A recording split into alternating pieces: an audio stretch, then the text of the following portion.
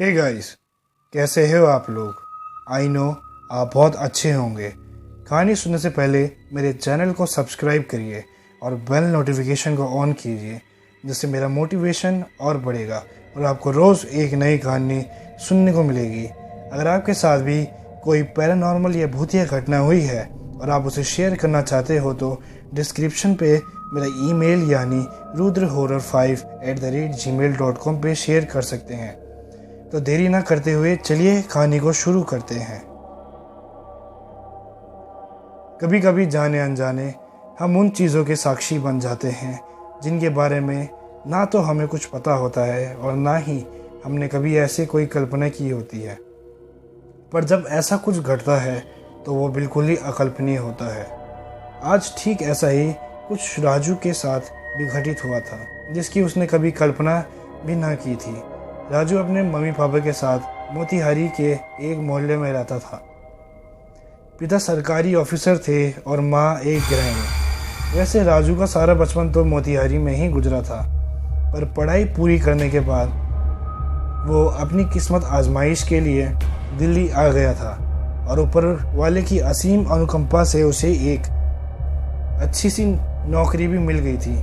समय भी करवटें बदलने लगा।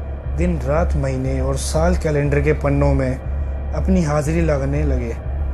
पर एक दिन कुछ ऐसा हुआ जिसने राजू के जीवन की दिशा को ही मोड़ दिया। राजू हर रोज की तरह आज भी ऑफिस से आकर बालकनी में बैठा चाय की चुस्कियों का आनंद ले रहा था। हवाएं भी मंद मंद चल रही थी। गमले के फूल खिलखिला रहे थे। चिड़िया चहचहा रही थी। ऐसा लग रहा था जैसे प्रकृति अपने अद्भुत सौंदर्य के दृश्य का एक रंगारंग कार्यक्रम प्रस्तुत करने वाली है। राजू भी इन प्राकृतिक सौंदर्य के दृश्यों में कुछ डूब सा गया था। तभी अचानक उसने एक फुसफुसाहट भरी डरावनी आवाज सुनी। ऐसा लगा जैसे उसके कानों में किसी ने धीरे से कहा, तुम मेरे से मिलने कब आओगे, अपना किया हुआ वादा कब निभाओगे। यह आवाज राजू के ठीक पीछे से आई थी। राजू को ऐसा लगा जैसे किसी ने उसके मस्तिष्क की तरंगों को बड़े ही जोर से झकझोर दिया हो। वे घबराया हुआ पीछे मुड़कर देखा तो वहाँ कोई न था। वैसा उसका घबराना भी लाजमी था, क्योंकि वह पिछले 4 सालों से इस घर में अकेला ही रह रहा था। काम वाली बाई भी आती थी, लेकिन वो भी 1 महीने से काम पे नहीं आ रही थी। तो फिर ये आवाज़ किसकी थी। राजू को जब कोई न दिखा तो वो अपने कमरे के अंदर जाके खुद की तसल्ली करने लगा, पर कमरे के अंदर भी किसी को ना पाकर उसने सोचा कि शायद ये उसका वहम है और कुछ नहीं। समय ने एक बार फिर तेज रफ्तार पकड़ ली और सब कुछ ठीक चलने लगा। राजू ने भी उस बीती हुई बात को अपना वहम समझ के भुला दिया, पर वो बीती हुई बात कोई वहम न थी, वो तो किसी अनहोनी की पहली दस्तक थी। और इसका परिणाम ये हुआ कि एक रात राजू चिल्लाता हुआ नींद से उठकर बैठ गया। उसका पूरा शरीर कांप रहा था। वह सिर से लेकर पांव तक पूरी तरह पसीने से भीग चुका था। उसे यह समझते देर न लगी कि शायद वो बुरी तरीके से डरा हुआ था और उसने कोई डरावना सपना देखा था। पर सपना क्या था ये उसको याद ना आ रहा था। उसने अपने दिमाग पर थोड़ा जोर दिया तो उसे याद आया कि उसने कोई धुंधली आकृति देखी थी। लेकिन चौंकाने वाली बात यह थी कि उस आकृति की आवाज़ में भी वही प्रश्न थे जो कुछ दिनों पहले राजू ने अपने कानों से सुना था कि तुम मेरे से मिलने कब आओगे, अपना किया हुआ वादा कब निभाओगे। अब तो जैसे राजू के पाँव के नीचे से ज़मीन ही खिसक गई थी। उसके आंखों के सामने तो एक पल को जैसे अंधेरा ही छा गया। अब उसके सब्र ने भी उसका साथ छोड़ दिया था। उसकी धड़कनें तेज हो चुकी थी और हिम्मत भी टूट चुकी थी, लेकिन गला प्यास से सूखा जा रहा था। वह करता भी तो क्या करता। उसने जैसे तैसे अपने आप को संभाला और बड़ी हिम्मत करके किचन में पानी पीने के लिए गया। उसने फ्रिज से पानी की बोतल निकालकर जैसे ही अपने होठों से सटाया कि तभी किचन में बर्तन गिरने की आवाज़ हुई। राजू का शरीर एक बार फिर डर से कांप उठा। उसके हाथ स्वतः ही कांपने लगे। उसकी हाथों से पानी की बोतल नीचे गिर गई। वह इतना डर गया कि बिना कुछ जाने वो अपने कमरे की ओर तेजी से भागा। तभी किचन से भागती हुई एक काली बिल्ली उससे टकराई। उसे समझ तो आ गया कि किचन में बर्तन इसी बिल्ली की वजह से गिरे थे, पर उसके अंदर के डर ने उसे वापस किचन में न जाने दिया। वह कमरे में आकर एक सहमे हुए छोटे बच्चे की तरह अपने बिस्तर में जाके दुबक गया। अब नींद तो जैसे उससे कोसों दूर थी। उसने घड़ी की ओर देखा तो सुबह के 4:30 बज रहे थे। वह सुबह के 6 बजने तक जैसे ही तैसे अपने बिस्तर में ही लेटा रहा, फिर फ्रेश होकर अपने ऑफिस को जल्दी ही चला गया। राजू के ऑफिस में उसके कई मित्र थे, पर उनमें से साहिल ही अकेला ऐसा था जिससे राजू अपनी हर बात और हर प्रॉब्लम को साझा करता था। लंच का वक्त हो चुका था, इसलिए साहिल ने राजू को बोला, काम थोड़ा जल्दी ख़त्म करें। साहिल कुछ समय बाद, यार तू कहाँ खोया हुआ है? पूरे 10 मिनट हो गए, सब ठीक तो है? तभी राजू, हाँ यार सब ठीक है। साहिल, लगता तो नहीं, बताना क्या बात है? राजू, यार कोई बात नहीं, एवरीथिंग इज़ फाइन।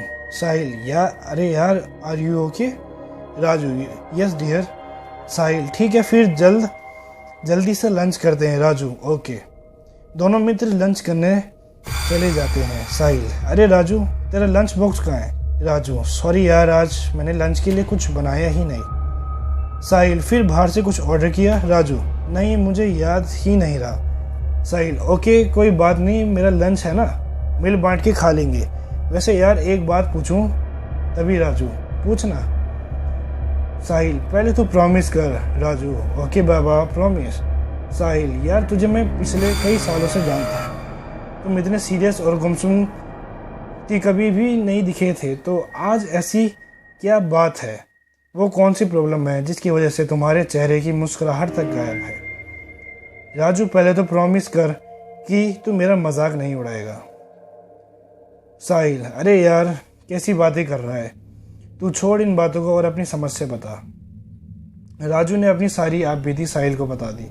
साहिल, देख यार, मैं भूत प्रेत जैसी बातों पे तो विश्वास नहीं करता, पर तू कह रहा है तो मैं मान लेता हूँ, लेकिन ये तेरा वहम भी तो हो सकता है। राजू, यार वहम एक बार होता है, बार बार नहीं। मुझे पहले पता था सबकी तरह तू भी मेरी बातों पे विश्वास नहीं करेगा। साहिल, सॉरी यार, पर मुझे तुझ पे पूरा विश्वास है। सुन, मेरी मान तो कुछ दिन के लिए मोतिहारी चला जा, अपने घर वालों से मिल भी लेगा, और क्या पता ये चीज़ें ठीक भी हो जाएं। वैसे भी तूने लंबे समय से कोई छुट्टी भी नहीं ली है। राजू, यार तू ठीक कह रहा है, मैं कल ही घर के लिए निकल जाता हूँ, लेकिन तेरी एक मदद चाहिए। साहिल, हाँ बोलना। राजू, आज रात तुम मेरे साथ मेरे ही रूम पे रुक जा। साहिल, ओके मेरे बाप, ठीक है। फिर दोनों ऑफिस के बाद राजू के घर के लिए चल देते हैं। साहिल, देख राजू, मुझे लगता है ये सब तेरा वहम है और कुछ नहीं। अब तो रात भी आधी होने को आ गई, पर मुझे तो ऐसा कुछ भी आभास नहीं हुआ। राजू, पता नहीं क्या सच है क्या झूठ, मेरे तो कुछ समझ नहीं आ रहा। अगर कोई सबूत होता तो मैं तुझे बता पाता कि मुझे कोई वहम नहीं हुआ है। साहिल, सॉरी यार, मेरा तुझे दुख पहुंचाने का कोई इरादा नहीं है। चल अब सो जा, सुबह जल्दी उठना होगा। दोनों दोस्त सो जाते हैं और फिर अगली सुबह। साहिल, अरे राजू जल्दी कर, ट्रेन ना छूट जाए। राजू, नहीं छूटेगी यार, मैं रेडी हूँ, तू सामान तब तक बाहर निकाल। साहिल राजू को रेलवे स्टेशन तक छोड़ के खुद ऑफिस के लिए निकल जाता है। उधर राजू ट्रेन में बैठ के अपने होम टाउन की ओर निकल जाता है। लगभग 16 घंटे की यात्रा के बाद राजू अपने घर पहुंचता है। वहां अपने मम्मी पापा से मिलकर वो बहुत खुश होता है। राजू की मम्मी, चल अब जल्दी से हाथ मुंह धो ले, मैं तब तक खाना लगाती हूँ। राजू, माँ बस एक गर्मा गर्म चाय पिला दो, खाना बाद में खा लूँगा। वैसे भी इस बार मैं लंबी छुट्टी लेकर आया हूँ, जो जी चाहे अब खिलाते रहना। राजू के पापा, क्या बात है बेटा, लगता है इस बार वापस जाने का इरादा नहीं है। वैसे भी मैं तो यही चाहता हूँ कि तू दिल्ली छोड़ हमेशा के लिए यहीं आ जाए। राजू, नहीं पापा, ऐसी कोई बात नहीं है, बस थोड़ा मन नहीं लग रहा था तो सोचा आप लोगों से मिल लो। राजू की माँ चाय लाते हुए, लो ये भी कोई सोचने वाली बात है। अरे हम तुम्हारे माँ बाप हैं, कोई गैर नहीं, जब चाहे ओके मिल लिया कर। कम से कम इसी बहाने हम बूढ़े माँ बाप का भी थोड़ा मन लग जाया करेगा। राजू यहाँ आके तो लगभग पिछली बातों को जैसे भूल ही गया था। उसके दिन अच्छे गुजरने लगे और तभी एक दिन अचानक राजू की माँ घबराते हुए, जी आपने कुछ सुना? राजू के पापा, वो हो, क्या हुआ? रात के 2 बजे भी तुम्हें चैन नहीं है, क्या हुआ? राजू की माँ, जी आपको कोई आवाज़ नहीं आ रही? राजू के पापा, हाँ आ तो रही है, अरे लेकिन ये आवाज़ तो राजू के कमरे से आ रही है, वो ठीक तो है? दोनों माँ बाप राजू के कमरे की ओर जाते हैं। राजू नींद में बड़बड़ाता हुआ, तुम कौन हो? मेरे पीछे क्यों पड़ी हो? मैंने तुम्हारा क्या बिगाड़ा है? राजू की माँ घबराते हुए राजू को जगाती है। राजू बेटा उठ, क्या हुआ? ये क्या अनाप शनाप बके जा रहा है? तो उठना, अरे सुनिए ये क्या बक रहा है? तभी राजू घबराते हुए उठता है। उसका शरीर पसीने से पूरी तरह लथपथ था। वो बहुत ज़्यादा डरा हुआ था। उसकी आवाज़ जैसे गले में ही अटक गई थी। राजू के पापा जल्दी से एक पानी का गिलास लाते हुए, ले बेटा पहले ये पानी पी ले। राजू, थैंक यू पापा। राजू के पापा, बेटा क्या हुआ था तेरे साथ? तू इतना डरा हुआ क्यों है और किससे कह रहा था कि मुझे छोड़ दो? राजू नहीं चाहता था कि उसके मम्मी पापा परेशान हो, अतः उसने बोला कि कुछ नहीं पापा, लगता है मैंने कोई बुरा सपना देख लिया है, प्लीज़ आप लोग जाके सो जाओ। राजू के मम्मी पापा सोने चले जाते हैं और राजू अभी भी जाग रहा था। वह बेचैन था। वह खुद से बातें कर रहा था कि समझ नहीं आता ये मेरे साथ क्या हो रहा है। दिल्ली में तो ऐसी घटनाएं मेरे साथ तो जैसे आम बीती थी, पर अब यहाँ भी पता नहीं ऊपर वाला क्या चाहता है। राजू ने इस बार किसी आकृति को नहीं बल्कि उसने अपने में साफ साफ एक लड़की को देखा था जो किसी पुराने खंडहर में खड़ी थी और वहीं से राजू को बुला रही थी। अब तो जैसे राजू को आए दिन ये दौड़े पड़ने लगे। राजू के माँ बाप बहुत घबरा गए थे, पर उनके समझ नहीं आ रहा था कि आखिर वो करे भी तो क्या। उधर राजू हर बार अपने माँ बाप को एक बुरा सपना बताकर उनकी बातों को टाल देता, पर राजू को लगता था कि सपने वाले खंडहर को उसने कहीं देखा था, लेकिन कहाँ उसे याद नहीं आ रहा था। दिमाग पे बहुत जोर लगाने के बाद उसे याद आया कि वो खंडहर कहीं और नहीं बल्कि उसके अपने शहर में ही था। लेकिन तसल्ली के लिए एक बार वह उस खंडहर को जाके देखना चाहता था। अतः उसने मन में निश्चय किया कि कल ही वो उस खंडहर को देखने जाएगा। अगले दिन हिम्मत करके वो उस खंडहर को खोजने निकला और उसे मिल भी गया। ये खंडहर सपने वाला खंडहर से बिल्कुल मिलता जुलता था। मन में तसल्ली तो हो गई थी, लेकिन उसकी हिम्मत ना हुई कि वो उस खंडहर के अंदर जा सके। अतः वो घर की ओर लौटने लगा। तभी पीछे से एक लड़की की आवाज़ आई कि तुम आ गए, मुझे पूरा विश्वास था कि तुम ज़रूर आओगे। राजू के जैसे पूरे बदन पे सांप रेंग गए हो। पीछे मुड़कर देखना तो दूर वो इतना डर गया था कि अपने पैरों की चप्पल भी वहीं फेंक के तेज कदमों से वहाँ से घर की ओर भाग आया। राजू की मम्मी पापा उसके चेहरे पे साफ साफ परेशानी के बादल देख पा रहे थे। फिर बेटे की जिद के आगे वो मजबूर थे। राजू की माँ, राजू कल तेरे मामा जी के यहाँ शादी में चलना है, तैयार रहना, हम सबको जाना है। राजू, माँ तुम और पापा चले जाओ, मुझे कहीं नहीं जाना। राजू की माँ, पर बेटा अकेले यहाँ क्या करेगा? राजू, माँ मेरी टेंशन मत लो, मुझे कुछ नहीं होगा, आप लोग भी ना मेरे सपने की वजह से झूठ मूठ का परेशान होते रहते हो। राजू की माँ राजू को खूब समझाती है, पर राजू उनकी एक ना सुनता है और अगले दिन उसके मम्मी पापा उसके मामा जी के यहाँ शादी में चले जाते हैं।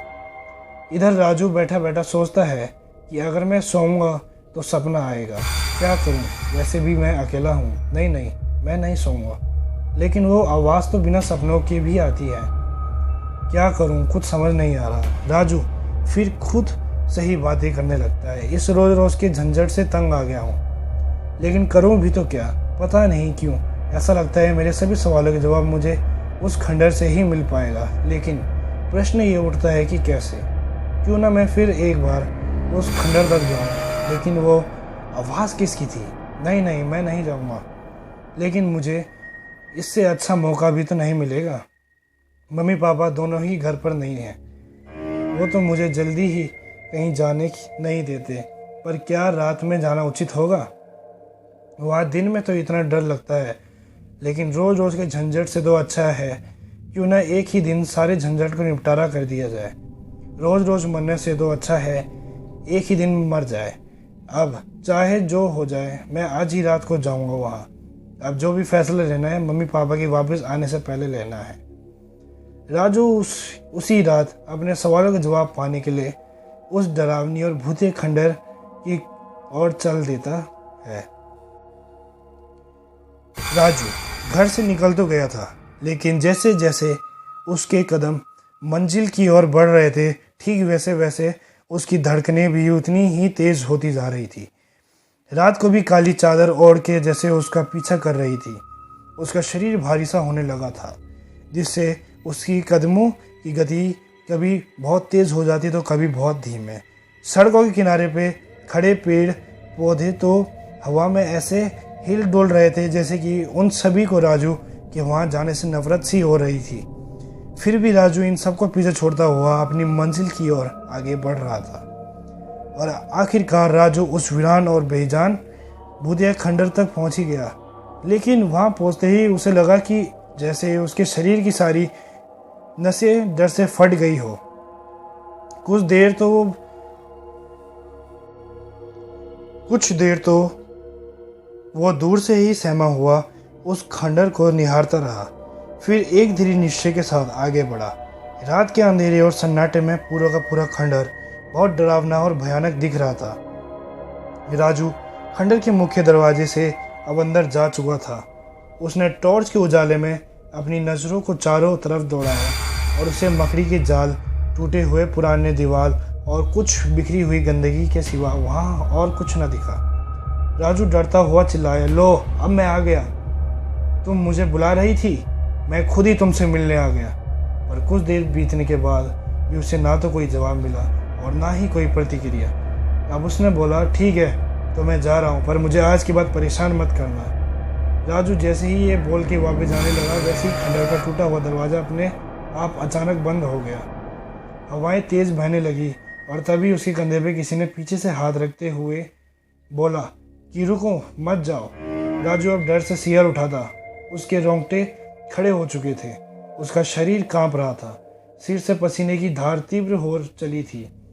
फिर भी वह अपनी बची कुची हिम्मत को समेटते हुए पागलों की भांति पीछे की ओर मुड़ा, पर इस बार भी उसे कोई न दिखा तो उसका डर और बढ़ गया। वो पागलों की तरह चिल्लाने लगा, तुम कौन हो? मुझे क्यों परेशान कर रखा है? मैंने तुम्हारा क्या बिगाड़ा है? तुम सामने क्यों नहीं आती? तुम मुझे मार ही डालो, मैं डर डर के नहीं जीना चाहता। तभी अचानक उसके सामने एक लड़की दिखाई देती है। ये वही लड़की थी जिसे कुछ दिनों पहले राजू ने अपने सपने में देखा था। उसे देखते ही राजू बेहोश हो जाता है। एक बार फिर खंडर सन्नाटों से भर जाता है। कुछ देर बाद राजू बेहोशी की हालत में ही उस लड़की से पूछता है कि तुम कौन हो और मुझसे क्या चाहती हो? लड़की अपना परिचय देते हुए कहती है कि मैं मरियम हूँ और तुमने मुझसे कुछ वादा किया था।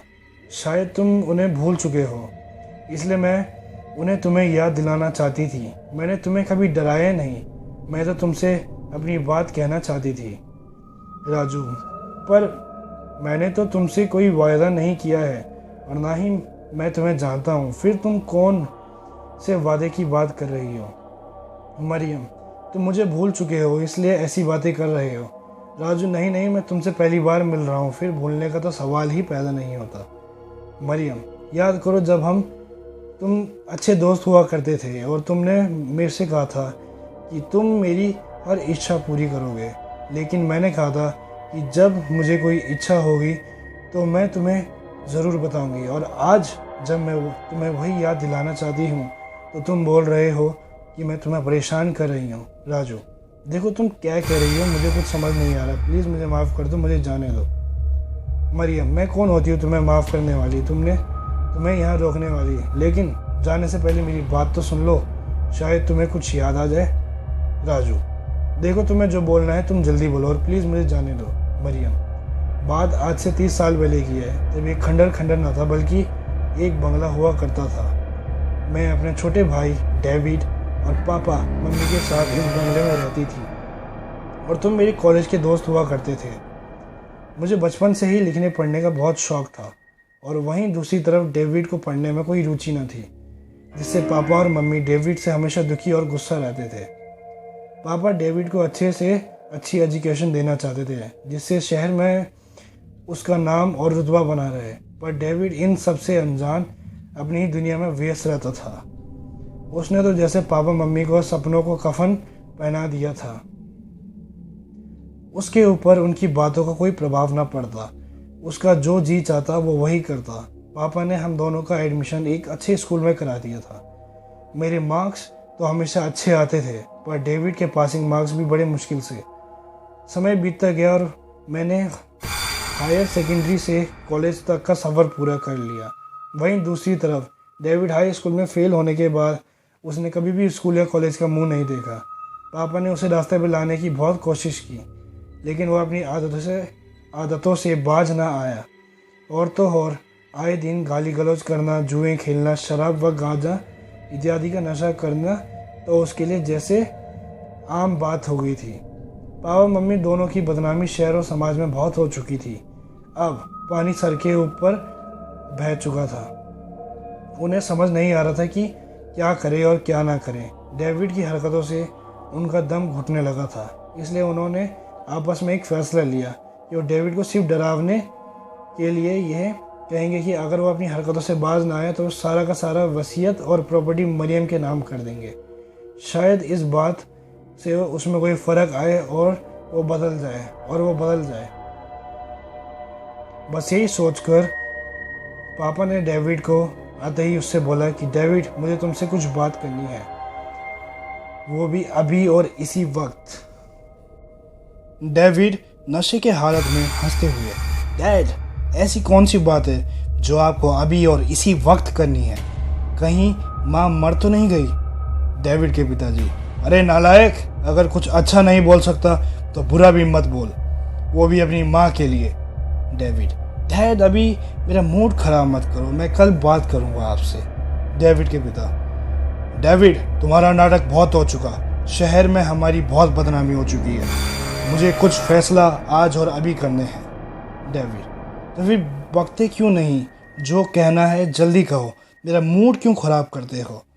डेविड के पिता, अरे कमबख्त, तुझे इतनी भी तमीज़ नहीं कि अपने बूढ़े बाप से कैसे बात की जाती है। डेविड, जी मैं तो ऐसे ही बात करता हूँ, और आपको मेरे बात करने के अंदाज से अगर इतनी ही तकलीफ़ है तो मुझसे बात ही क्यों करते हो? खामोखा आप अपना और मेरा वक्त बर्बाद कर रहे हैं।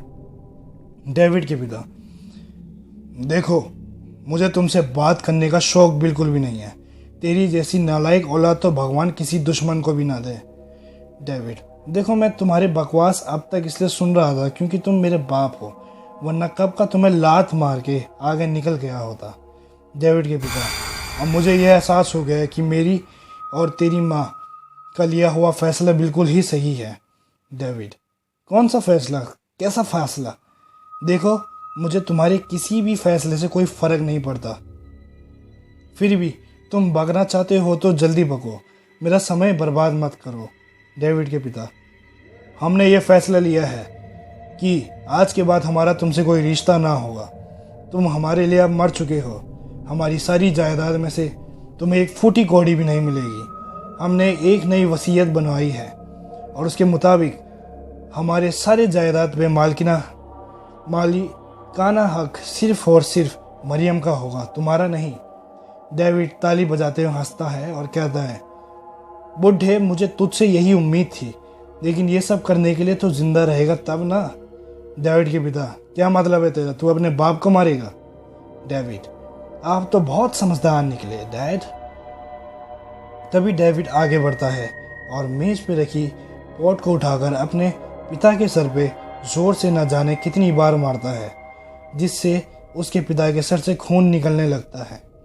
डेविड के पिता खून से लथपथ अपने सिर को हाथ से दबाते हुए, तू कभी भी सुख चैन से नहीं रहेगा, मरियम इसका बदला जरूर लेगी। डेविड, जब जिंदा रहेगी तब ना।